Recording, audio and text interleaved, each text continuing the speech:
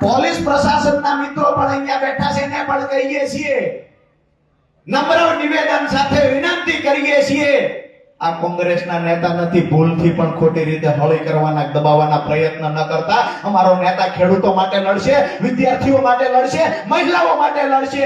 કાયદામાં રહેજો તો જ તમે ફાયદામાં રહેશો, નહીંતર આવનાર સમય સરકાર અમારી બનશે ને તેથી તમને લાગી જશે. સરકાર બદલવાની છે વાત નક્કી છે. અને ગોપાલભાઈ લિસ્ટ તૈયાર રાખે છે, કયા કયા છે લિસ્ટ તૈયાર જ છે. એટલે તમામને વિનંતી કરીએ, નીચેના અધિકારીઓ ખૂબ સારા છે, પણ ઉપર બેઠેલા અમુક અધિકારીઓને એવું છે કે ભાજપના 2-4 નેતાઓ એવા છે કે જેના ઘરે કોઈ વારસદાર નથી, તેમને એવું થાય છે કે દત્તક બેસી જાય. હવે આઝાદીના 95 વર્ષ પછી મને એ નથી સમજાતું ભાજપના નેતા એ મત કયા મોઢે માંગવા આવે. આઝાદીના 95 વર્ષ પછી તમે યુરિયા ખાતર નથી દઈ શકતા, ડીએપી ખાતર નથી દઈ શકતા. અને અહીંયા હું તો કાયમ માટે કહું છું કે આપણે જાન લઈને જઈએ ને ગોપાલભાઈ, નવી જાન લઈને જતા હોય તો અહીંયા સામે આપણે પુત્ર વધુને જેની યાર 4 ફેરા ફેરવા હોય એને લઈને આવીએ. અરે આંગળીએ દીકરો લઈને આવી ખરા? ખાતર લેવા જઈએ અને આંગળીયા ભેગું આપે છે કે નેનો આપે છે કે બીજી કોથળી ભેગી આપે છે. કોઈ રોકટોક નથી કરતું. ક્યાંક ને ક્યાંક આવનાર સમયમાં લડાઈ લાંબી પણ છે, પરિણામ નક્કી પણ છે. જો મજબૂતાઈથી લડીશું તો ચોક્કસથી પરિણામ આવશે. અમે જ્યારે બહાર નીકળ્યા, ગોપાલભાઈ જ્યારે ચૂંટણી જીત્યા, તો ક્યાંક ને ક્યાંક ઘણા બધા નેતાઓને તકલીફ થાય છે.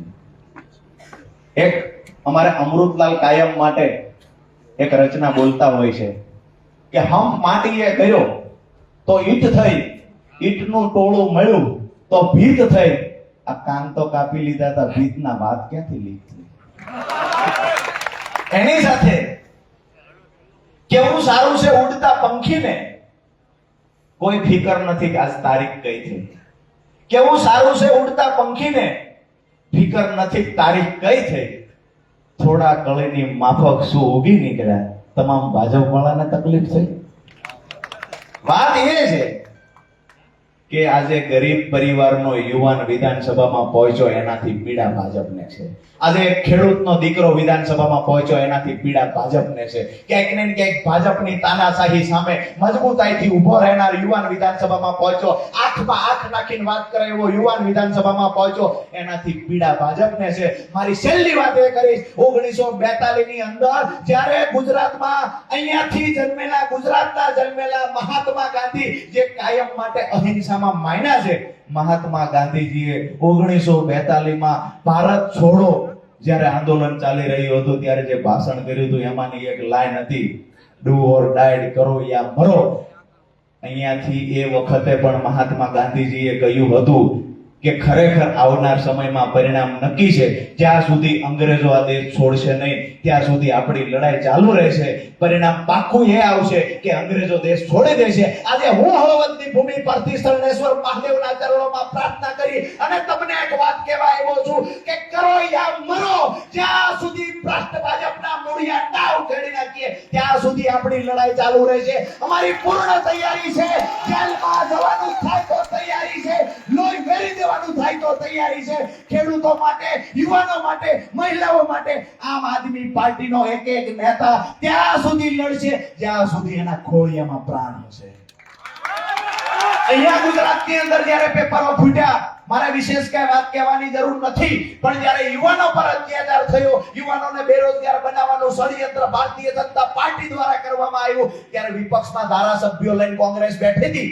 તેમ છતાં યુવાનોનો અવાજ જ્યારે એક પછી એક પેપરો ફૂટતા ત્યારે યુવાનોનો અવાજ બની પ્રદેશ પ્રમુખ તરીકે ગોપાલભાઈ ઇટાલિયા, ઈસુદાનભાઈ ગઢવી સહિત અમારા 67 નેતાઓ જ્યારે રજૂઆત કરવા ગયા, 12 દિવસ સુધી જેલમાં પૂરી દેવામાં આવ્યા અને જેલની બહાર પગમુક્તાની સાથે કહ્યું હતું જ્યાં સુધી પેપર ફૂટવાનું બંધ નહીં થાય ત્યાં સુધી ગોપાલ ઇટાલિયા લડશે, ત્યાં સુધી ઈસુદાન ગઢવી લડશે, ત્યાં સુધી આમ આદમી પાર્ટી લડશે. આ તાકાત આમ આદમી પાર્ટીની છે.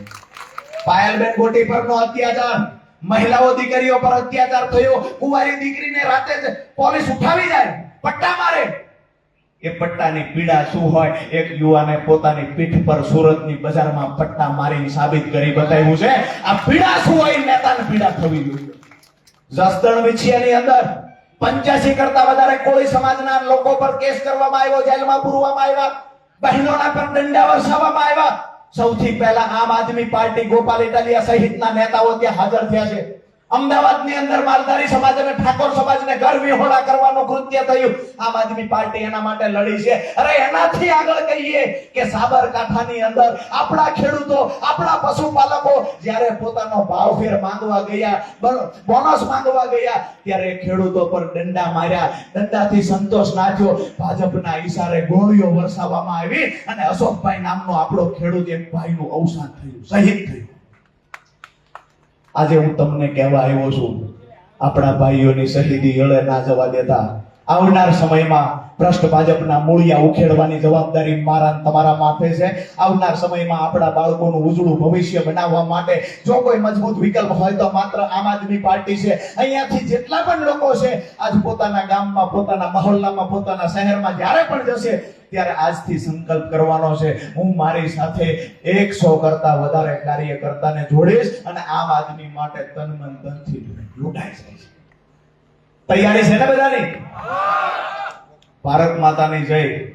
અહીંયાથી એવી રીતે બોલાવીએ, બે હાથ ઊંચા કરી, મુઠ્ઠી બંધ કરી. ગુજરાતીમાં જ બોલવી કે હિન્દીમાં?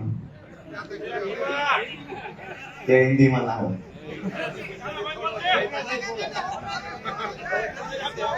લોકો એવું કહે છે હિન્દી બોલો, ગુજરાતી બોલો, અવાજ મોરબી સુધી જવો જોઈએ. બોલો ભારત માતા કી જય. જવાન જય જવાન વંદે વંદે. આપ સૌનો હૃદયથી ખૂબ ખૂબ ખૂબ ખૂબ ખૂબ ખૂબ આભાર.